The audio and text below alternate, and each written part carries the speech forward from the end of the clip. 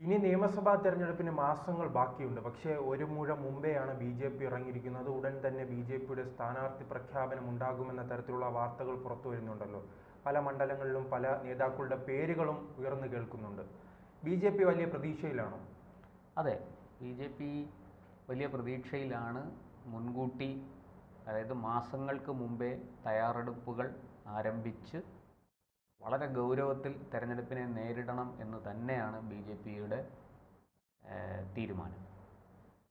കൃത്യമായിട്ട് ഇക്കുറി കുറച്ച് സീറ്റുകൾ നേടിയില്ലെങ്കിൽ ബി.ജെ.പി കേരള രാഷ്ട്രീയത്തിൽ അപ്രസക്തമാകും. ബി.ജെ.പിയെ സംബന്ധിച്ച് കേന്ദ്രത്തിൽ ഇപ്പോൾ ഭരണത്തിലുണ്ട്. അടുത്ത കാലത്തെങ്ങും കേന്ദ്രത്തിൽ ഒരു ഭരണമാറ്റം ഉണ്ടാകാൻ സാധ്യതയില്ല. ഉണ്ടാകണമെങ്കിൽ ബി.ജെ.പി പിളരണം എന്നുള്ളൊരു സാഹചര്യമാണ് ഉള്ളത്. നമുക്കറിയാം, നരേന്ദ്രമോദിയുടെ നേതൃത്വം ചോദ്യം ചെയ്യപ്പെടാത്ത വണ്ണം അത് ഉറച്ചു. ഇപ്പോൾ 2029 മോദി പ്രായം കഴിയും. RSSും ബി.ജെ.പിയും ഒക്കെ മുന്നോട്ട് വെക്കുന്ന 75 വയസ്സ് എന്ന് പറയുന്ന പ്രായപരിധി അദ്ദേഹം കഴിയും. അദ്ദേഹം ഇപ്പോൾ ഈ വരുന്ന 1-2 വർഷങ്ങൾക്കുള്ളിൽ തന്നെ അദ്ദേഹത്തിൻ്റെ പ്രായം 75 കടക്കും.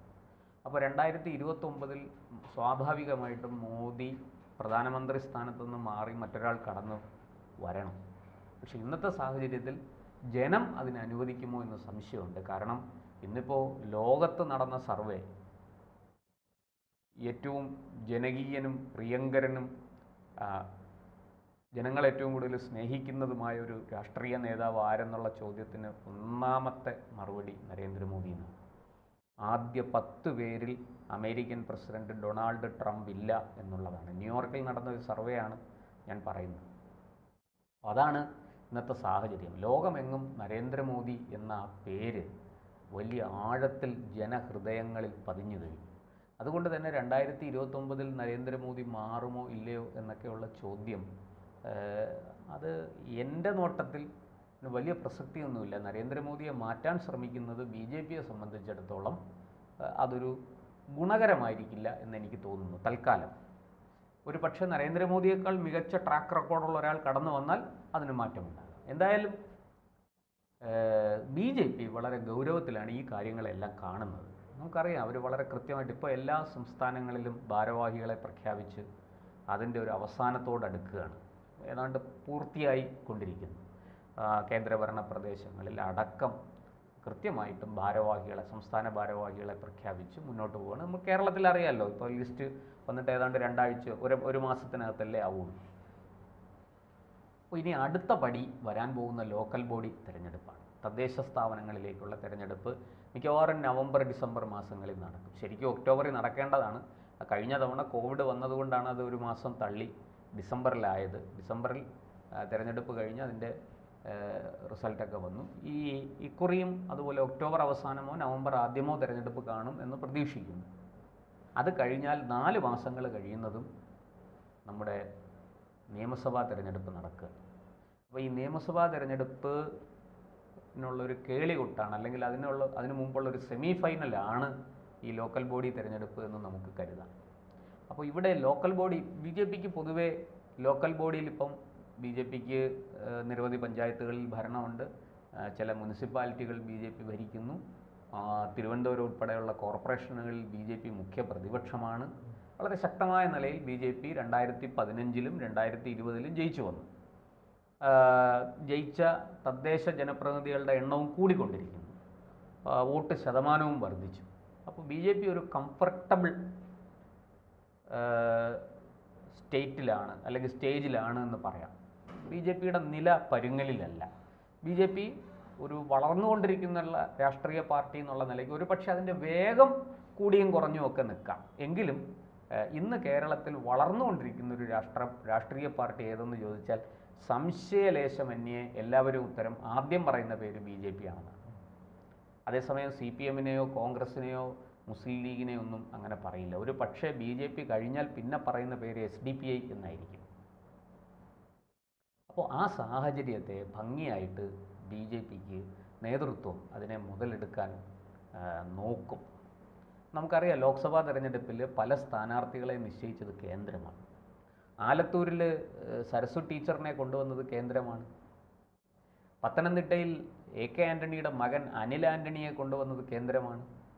അവിടെയൊക്കെ സംസ്ഥാനം മറ്റു പലരുടെയും പേരുകളാണ് പറഞ്ഞത്. കെ സുരേന്ദ്രൻ്റെ പേര് പറഞ്ഞു കേട്ടു, പിന്നീട് PC ജോർജിൻ്റെ പേര് പറഞ്ഞു കേട്ടു, അദ്ദേഹത്തിൻ്റെ മകൻ ഷോൺ ജോർജിൻ്റെ പേര് പറഞ്ഞു കേട്ടു. ഇങ്ങനെ പല പേരുകളും പറഞ്ഞു. ഒടുവിൽ പക്ഷേ കേന്ദ്രത്തിൽ നിന്ന് തീരുമാനം വന്നത് അനിൽ ആൻ്റണി അവിടെ മത്സരിക്കട്ടെ എന്ന്. അനിൽ ആൻ്റണി അവിടെ മത്സരിച്ചു, തെറ്റില്ലാത്ത വോട്ട് പിടിച്ചു. അദ്ദേഹം തോറ്റുപോയെങ്കിലും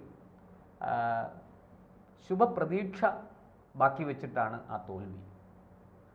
അവിടെ നമുക്ക് ലോക്സഭാ തെരഞ്ഞെടുപ്പിൽ BJPയുടെ വോട്ട് ശതമാനം കൂടി ഏതാണ്ട് 19% മുകളിലേക്ക് അത് ഉയർന്നു. നല്ല പ്രകടനം കാഴ്ചവെക്കാൻ പറ്റി. ഒരു സീറ്റിൽ ജയിച്ചു, തൃശ്ശൂർ സീറ്റിൽ ജയിച്ചു. തിരുവനന്തപുരം, ആറ്റിങ്ങൽ, ആലപ്പുഴ ഒക്കെ ജയത്തിനോട് അടുത്തു. അതുപോലെ പാലക്കാടും കാസർഗോഡും നല്ല മിന്നുന്ന പ്രകടനം കാഴ്ചവെച്ചു. എന്തിനു പറയുന്നു, BJP വളരെ ദുർബലമായിരിക്കുന്ന മണ്ഡലങ്ങളിൽ പോലും കണ്ണൂരൊക്കെ BJPക്ക്, കൊല്ലത്ത് കണ്ണൂരുമൊക്കെ BJPക്ക് ക്രമാതീതമായിട്ട് വോട്ട് വർദ്ധിച്ചു അല്ലേ. കൊല്ലത്ത് വെറും 15 ദിവസമോ 20 ദിവസമാണ് കൊല്ലത്തെ സ്ഥാനാർത്ഥി കൃഷ്ണകുമാറിന് കിട്ടിയത്. എന്നിട്ടും 1.5 ലക്ഷത്തിന് മുകളിലേക്ക് വോട്ട് പോയി അവിടെ. അപ്പോൾ ഇതെല്ലാം തെളിയിക്കുന്നത് BJPയുടെ ഒരു പരിധിവരെ മണ്ഡലങ്ങളിൽ 2 ലക്ഷം കടന്നിട്ടുണ്ട്. 2 ലക്ഷം കടന്നിട്ടുണ്ട്. അതുകൊണ്ട് തന്നെ BJP ഈ മണ്ഡലങ്ങളെ A, B, C എന്ന് തിരിച്ചിട്ടുണ്ട്. A ക്ലാസ് എന്ന് പറയുന്നത് ജയിക്കാൻ ഏറ്റവും കൂടുതൽ സാധ്യതയുള്ള മണ്ഡലങ്ങൾ, നിയമസഭാ മണ്ഡലങ്ങൾ. B എന്ന് പറയുന്നത് ഒരു 40,000-ന് പുറത്തേക്ക് വോട്ട് പോകാൻ സാധ്യതയുള്ള മണ്ഡലങ്ങൾ. C എന്ന് പറയുന്നത് 20-25,000. ഓരോ തെരഞ്ഞെടുപ്പ് കഴിയുമ്പോഴും A+ മണ്ഡലങ്ങൾ കൂടി വരികയാണ്. ഇപ്പോൾ നമുക്കറിയാം, ലോക്സഭാ തെരഞ്ഞെടുപ്പ് കഴിഞ്ഞപ്പം ഏതാണ്ട് BJP 11 മണ്ഡലങ്ങളിലാണ് ലീഡ് ചെയ്തിരിക്കുന്നത്, ഒന്നാമതെത്തിയിരിക്കുന്നത്. അത് തിരുവനന്തപുരമുണ്ട്, കൊല്ലമുണ്ട്, പിന്നെ തൃശ്ശൂരുണ്ട്. ഇങ്ങനെ പല സ്ഥലത്തും BJP ചില നിയമസഭാ മണ്ഡലങ്ങളിൽ ഒന്നാമതെത്തി. ആറ്റിങ്ങൽ ലോക്സഭാ മണ്ഡലത്തിൽ 2 സ്ഥലത്താണ് BJP ഒന്നാമതെത്തിയത്, ആറ്റിങ്ങലും കാട്ടാക്കടയും. അല്ല, തിരുവനന്തപുരത്ത് കഴക്കൂട്ടം, വട്ടിയൂർക്കാവ്, നേമം തുടങ്ങിയ മണ്ഡലങ്ങളിൽ ഒന്നാമതെത്തി. പല സ്ഥലത്തും BJP രണ്ടാമത് നിൽക്കുകയാണ്. BJPയും രണ്ടാം സ്ഥാനത്ത് നിൽക്കുന്നിടത്ത് ഒന്നാം സ്ഥാനക്കാരനുമായിട്ട് വലിയ അകലമില്ല. തൃശ്ശൂരിൽ നമുക്കറിയാം 7 നിയമസഭാ മണ്ഡലങ്ങളിൽ 6 BJP ലീഡ് ചെയ്തു. ഒരിടത്ത് മാത്രമാണ് രണ്ടാം സ്ഥാനത്തായി പോയത്. അപ്പോൾ ആ ഒരു ട്രെൻഡ് അത് മുതലെടുക്കാൻ BJP നിയമസഭാ തെരഞ്ഞെടുപ്പിൽ നന്നായിട്ട് ശ്രമിക്കും. അതിന് നന്നായിട്ട് അധ്വാനിക്കും. ആരെയും തലയും മുറുക്കി രംഗത്തിറങ്ങി BJP പണിയെടുക്കും എന്നുള്ള കാര്യം തീർച്ചയാണ്. അതിനുവേണ്ടി കൂടിയാണ് രാജീവ് ചന്ദ്രശേഖറിനെ സംസ്ഥാന പ്രസിഡൻ്റായിട്ട് കേന്ദ്രം നിയോഗിച്ചിരിക്കുന്നത്. തീർച്ചയായിട്ടും കേന്ദ്രത്തിന് ഇതിൽ വലിയൊരു പങ്കുണ്ടാവും. കേന്ദ്രം ആയിരിക്കും സ്ഥാനാർത്ഥികളെ നിശ്ചയിക്കാൻ പോകും. സംസ്ഥാനത്തിൻ്റെ നിർദ്ദേശങ്ങളും അഭിപ്രായങ്ങളും സ്വീകരിക്കപ്പെടും, പക്ഷേ അന്തിമ തീരുമാനം കേന്ദ്രത്തിൽ നിന്നായിരിക്കും. അതുകൊണ്ട് തന്നെ സ്ഥാനാർത്ഥികളെല്ലാം നമ്മൾ ഒട്ടും പ്രതീക്ഷിക്കാത്ത ആളായിരിക്കും. ഇപ്പോൾ സ്ഥിരമായിട്ട് കഴക്കൂട്ടത്ത് മത്സരിച്ച് വരുന്നയാൾ, നേമത്ത് മത്സരിച്ച് വരുന്നയാൾ, അല്ലെങ്കിൽ പിന്നെ തിരുവനന്തപുരത്ത് മത്സരിച്ച് വരുന്നയാൾ, അതിനൊക്കെ ഒരു മാറ്റം ഉണ്ടാകാനുള്ള സാധ്യതയുണ്ട്. വളരെ കൃത്യമായിട്ട് ജയസാധ്യത നോക്കി ഒരു കോംപ്രമൈസും ചെയ്യാതെ ഒരു സ്ഥാനാർത്ഥിയെ നിർണ്ണയിക്കാനായിരിക്കും കേന്ദ്ര നേതൃത്വം ശ്രമിക്കുക. ചില മണ്ഡലങ്ങളിലേക്ക് ചിലപ്പോൾ എന്തെങ്കിലും വിട്ടുവീഴ്ച ചെയ്താലായി. എങ്കിലും പൊതുവേ ഇപ്പോൾ ഉദാഹരണത്തിന് കാട്ടാക്കട മണ്ഡലം BJP ഒന്നാമത് വന്ന മണ്ഡലമാണ്. ആറ്റിങ്ങൽ ലോക്സഭാ തെരഞ്ഞെടുപ്പിൽ ആറ്റിങ്ങൽ ലോക്സഭാ മണ്ഡലത്തിൽ നിന്ന് BJP ഒന്നാമതെത്തിയൊരു സ്ഥലമാണ്. ഒന്നാമതെത്തിയ 2 മണ്ഡലങ്ങളുണ്ട്, ആറ്റിങ്ങലും കാട്ടാക്കടയും. കാട്ടാക്കടയിൽ കഴിഞ്ഞ 2011 മുതൽ നിയമസഭാ തെരഞ്ഞെടുപ്പിൽ സ്ഥിരമായിട്ട് മത്സരിച്ച് വരുന്നയാൾ PK കൃഷ്ണദാസ്. 2011, 16, 21 ഈ 3 തവണയും മത്സരിച്ച് അദ്ദേഹം വോട്ട് കൂടി, പക്ഷേ അദ്ദേഹത്തിന് ജയിക്കാൻ സാധിച്ചില്ല. അത് ഒരു പക്ഷേ BJP ജയസാധ്യതയുള്ള മറ്റൊരു സ്ഥാനാർത്ഥി അവിടെ കണ്ടെത്തി നിയോഗിച്ചാലും അതിന് സാധ്യത വളരെ കൂടുതലാണ്. അതുപോലെ തന്നെ ചെറുപ്പക്കാരെ കൂടുതലായിട്ട് മത്സര രംഗത്തേക്ക് കൊണ്ടുവരാൻ, സ്ഥിരം മുഖങ്ങൾ മാറ്റിയിട്ട് ചെറുപ്പക്കാരെ കൂടുതലായിട്ട് കൊണ്ടുവരാൻ ശ്രദ്ധിക്കും. അതുപോലെ തന്നെ BJPയുടെ എക്കാലത്തെയും മികച്ച വനിതാ നേതാവ് എന്ന് പറയുന്ന ശോഭാ സുരേന്ദ്രനെ തീർച്ചയായിട്ടും ഏറ്റവും മികച്ച ഏതെങ്കിലും ഒരു മണ്ഡലത്തിലേക്ക് നിയോഗിക്കും. ആലപ്പുഴയിൽ അവർ മത്സരിച്ചു വലിയ തോതിൽ വോട്ട് വർദ്ധിപ്പിച്ചതാണ്. അതുകൊണ്ട് തന്നെ ആലപ്പുഴയിലെ ഏറ്റവും അവർക്ക് ജയിക്കാൻ കഴിയുന്ന ഒരു മണ്ഡലത്തിൽ അവരെ നിർത്തി മത്സരിപ്പിക്കാനുള്ള സാധ്യത വളരെ കൂടുതലാണ്. അവർ ആലപ്പുഴയിൽ മത്സരിച്ച് അത്ഭുതം സൃഷ്ടിച്ചതാണ്, ആറ്റിങ്ങൽ മത്സരിച്ച് അത്ഭുതം സൃഷ്ടിച്ചതാണ്, പണ്ട് പാലക്കാടും മത്സരിച്ചിട്ടുണ്ട്. അവർക്ക് അവിടെയും മികച്ച മുന്നേറ്റം അവർക്ക് കാഴ്ചവെക്കാൻ സാധിച്ചിട്ടുണ്ട്. അപ്പോൾ ഇവിടെ അങ്ങനെ ഒരു തന്ത്രപരമായ നീക്കത്തിലേക്ക് BJP പോകും എന്ന് തീർച്ചയാണ്. BJP ഏറ്റവും പ്രതീക്ഷ വെക്കുന്നത് തിരുവനന്തപുരത്ത് കഴക്കൂട്ടം, വട്ടിയൂർക്കാവ്, നേമം, തിരുവനന്തപുരം തുടങ്ങിയ മണ്ഡലങ്ങളാണ്. അതുപോലെ ആറ്റിങ്ങൽ, കാട്ടാക്കട, വർക്കല, നെടുമങ്ങാട് തുടങ്ങിയ മണ്ഡലങ്ങൾ BJPക്ക് വലിയ പ്രതീക്ഷയുണ്ട്. അതുപോലെ ആലപ്പുഴയിൽ കായംകുളം, പിന്നെ ആലപ്പുഴ മണ്ഡലത്തിലും BJPക്ക് നല്ല പ്രകടനം ഉണ്ടായിരുന്നു. ഹരിപ്പാട് മണ്ഡലത്തിലും നല്ല പ്രകടനം BJP കാഴ്ചവെച്ചു. ചെങ്ങന്നൂർ മണ്ഡലത്തിൽ അതുപോലെ തന്നെ നല്ല പ്രകടനം BJPക്ക് നടത്താൻ പറ്റിയിട്ടുണ്ട്. അങ്ങനെ ഇതെല്ലാം കൂടെ ചേർന്ന് വരുമ്പോൾ ഇങ്ങനെയുള്ള മണ്ഡലങ്ങൾ, അത് നമ്മൾ അങ്ങോട്ട് പോകുമ്പോൾ തൃശ്ശൂരിൽ ഞാൻ പറഞ്ഞല്ലോ, ഗുരുവായൂർ ഒഴിച്ച് ബാക്കി എല്ലാ മണ്ഡലങ്ങളിലും BJP ഒന്നാമതായിരുന്നു. അപ്പോൾ അങ്ങനെ അത് പാലക്കാട്, ഇപ്പോൾ ചേലക്കരയിൽ ഏറ്റവും അവസാനം ഉപതെരഞ്ഞെടുപ്പ് കിടന്ന ചേലക്കരയിൽ പോലും BJP 20,000 വോട്ടിൽ കിടന്ന BJP 34,000 വോട്ടിലേക്ക് എത്തി. ഒറ്റ കുതിപ്പായിരുന്നു അത്. അപ്പം അങ്ങനെയൊക്കെയുള്ള മാറ്റങ്ങളുടെ അടിസ്ഥാനത്തിൽ പിന്നെ അതിൽ നിന്നും അതൊരു സന്ദേശമാണ്. പ്രാദേശിക നേതാക്കൾ പോലും വലിയ രീതിയിൽ വോട്ട് പിടിക്കുന്ന രീതിയിലേക്ക് മാറിക്കഴിഞ്ഞു. അപ്പോൾ പണ്ട് ഇത്തരം നീക്കങ്ങൾ കണ്ടത് LDFിലായിരുന്നു. പ്രാദേശികമായ വലിയ നേതാക്കൾ ഒരു പരിചയവും ഇല്ലാത്ത, അത് LDF UDF അക്കാര്യത്തിൽ.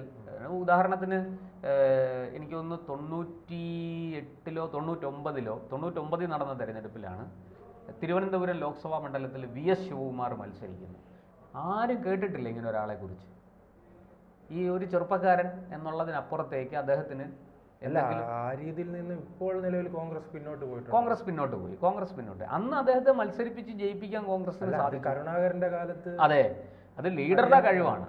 പക്ഷെ ഇന്നത് BJPയിൽ അത് കാണുന്നുണ്ട്. BJPക്ക് പ്രാദേശികമായി നേതാക്കളെ വാർത്തെടുത്ത് കൊണ്ടുവന്ന് മത്സരിപ്പിക്കാൻ കഴിയുന്നുണ്ട്.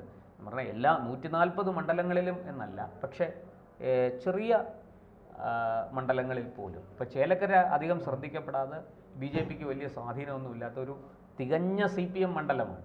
അവിടെയാണ് CPMന് വലിയ വെല്ലുവിളി ഉയർത്തിക്കൊണ്ട് BJP മത്സരിച്ചതും 34,000 വോട്ട് പിടിച്ചതും. അവിടെ ഇവരുടെ ഭൂരിപക്ഷം കുത്തനെ ഇടിയുകയായിരുന്നു. 40,000 എന്നുള്ളത് 10,000-ലേക്ക് ചുരുങ്ങി CPM. അവിടെ വലിയ വെല്ലുവിളിയാണ് BJP ഉയർത്തിയത്.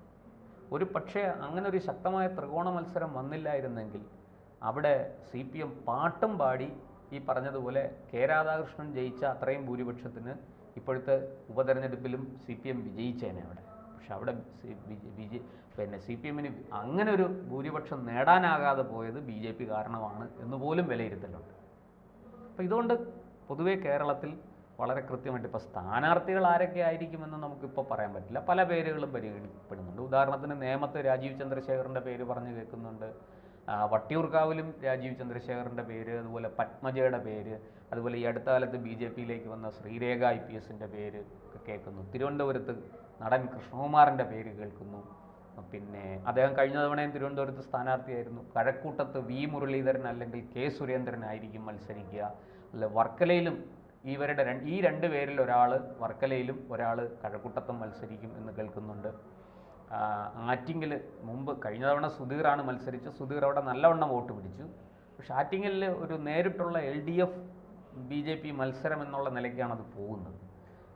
അവിടെ ശക്തമായൊരു ത്രികോണ മത്സരം വന്നാൽ ഒരു പക്ഷേ BJP അവിടെ ജയിക്കും. അതുപോലെ തന്നെ കാട്ടാക്കടയിൽ ഒരു മികച്ച സ്ഥാനാർത്ഥിയെ നിർത്താനുള്ള സാധ്യത തള്ളിക്കളയാൻ സാധിക്കില്ല. ഒരു ചെറുപ്പക്കാരനെ കൊണ്ടുവരാനുള്ള സാധ്യത വളരെ കൂടുതലാണ്. നെടുമങ്ങാട്, അതുപോലെ അരുവിക്കര, ഇങ്ങനെ പല മണ്ഡലങ്ങളും. പിന്നീട് അങ്ങോട്ട് പോകുമ്പോൾ കൊല്ലത്ത് ചാത്തന്നൂർ BJP ഇപ്പോൾ നിലവിൽ 2ാം സ്ഥാനത്താണ്. അവിടെ LDF സ്ഥാനാർത്ഥിയുടെ ഭൂരിപക്ഷം വലിയ രീതിയിൽ ഉയർന്നു നിന്ന ഭൂരിപക്ഷം കുറച്ച് കൊണ്ടുവരാൻ BJPക്ക് സാധിച്ചു. അത് ഇപ്പോൾ BJPയും LDFുമായിട്ട് CPI ആണ് അവിടെ മത്സരിക്കുന്നത്. നേരിട്ടുള്ളൊരു മത്സരത്തിലേക്കാണ് പോകുന്നത്. അവിടെ കോൺഗ്രസ് അപ്രസക്തമായി പോയി. കോൺഗ്രസ്സിന് ഒന്നും ചെയ്യാൻ സാധിക്കുന്നില്ല ചാത്തന്നൂർ മണ്ഡലത്തിൽ. അതൊരു മികച്ച എന്താ പറയണ്ടേ, ഒരു നല്ല ലക്ഷണമാണ് BJPക്ക്. അതുപോലെ ഒരുപാട് മണ്ഡലങ്ങൾ ഞാൻ പറയുന്നത് പരമ്പരാഗതമായിട്ട് BJP ലീഡ് ചെയ്യുന്ന അല്ലെങ്കിൽ ഒരു വോട്ടെണ്ണിക്കൊണ്ടിരിക്കുന്ന സമയത്ത് ലീഡ് ചെയ്യുന്ന ചില മണ്ഡലങ്ങളുണ്ട്. ഉദാഹരണത്തിന് പാലക്കാട്, മഞ്ചേശ്വരം, കാസർഗോഡ്, നേമം, ഇങ്ങനെ കുറച്ച് മണ്ഡലങ്ങളുണ്ട്. അതൊഴിച്ചാൽ ബാക്കി എല്ലായിടത്തും BJP 2ാമതോ 3ാമതോ ആയിട്ട് മാത്രമേ നിൽക്കാറുള്ളൂ. പക്ഷേ ഇക്കുറി അതിൽ മാറ്റം വരും. BJP പല സ്ഥലത്തും ലീഡ് ചെയ്യുകയും ജയിക്കാനുള്ള സാധ്യത പോലും ഉണ്ട് എന്നാണ് പൊതുവെ വിലയിരുത്തപ്പെടുന്നത്. എന്തായാലും ഈ കാര്യത്തിൽ കാര്യങ്ങളെ വളരെ ഗൗരവമായിട്ട് കണ്ട് ബി ജെ പി മുന്നോട്ട് പോവുകയാണ്. അത് ഒരു തരത്തിലും വിട്ടുകൊടുക്കണ്ട, ഇനിയൊരു കോംപ്രമൈസ് വേണ്ട, മുഴുവൻ ശക്തിയുമെടുത്ത് കിട്ടിയ എല്ലാ വിഭവങ്ങളും ഉപയോഗിച്ച് ഈ വരുന്ന തെരഞ്ഞെടുപ്പിൽ പോരാടുക എന്നുള്ളതാണ് ബി ജെ പിയുടെ തീരുമാനം, ബി ജെ പിയുടെ നിശ്ചയം അതാണ്. അതുകൊണ്ട് തന്നെ എണ്ണയിട്ട യന്ത്രം പോലെ പാർട്ടി പ്രവർത്തിക്കും. പാർട്ടിക്ക് പിന്നിൽ RSS എന്ന് പറയുന്ന ഒരു സാംസ്കാരിക സംഘടനയുണ്ട്, അവരുടെ സഹായം തീർച്ചയായിട്ടും ഉണ്ടാകും.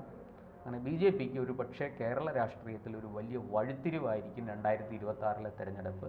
വലിയ അത്ഭുതങ്ങൾ സംഭവിക്കാൻ സാധ്യതയുണ്ട്. ചെറുപ്പക്കാരായ ഒരുപാട് പേരെ മത്സരിപ്പിച്ചാൽ ബി ജെ പിക്ക് വിജയിക്കാൻ കഴിയും എന്ന് തന്നെയാണ് രാഷ്ട്രീയ നിരീക്ഷകരുടെ അഭിപ്രായം. അത് ബി ജെ പി നേതൃത്വം ആലോചിച്ച് തീരുമാനിക്കട്ടെ. പക്ഷേ രണ്ട് മുന്നണിക്കും കനത്ത വെല്ലുവിളി ബി ജെ പിക്ക് ഉയർത്താൻ സാധിക്കും എന്നാണ് പൊതുവെ വിലയിരുത്തപ്പെടുന്നത്.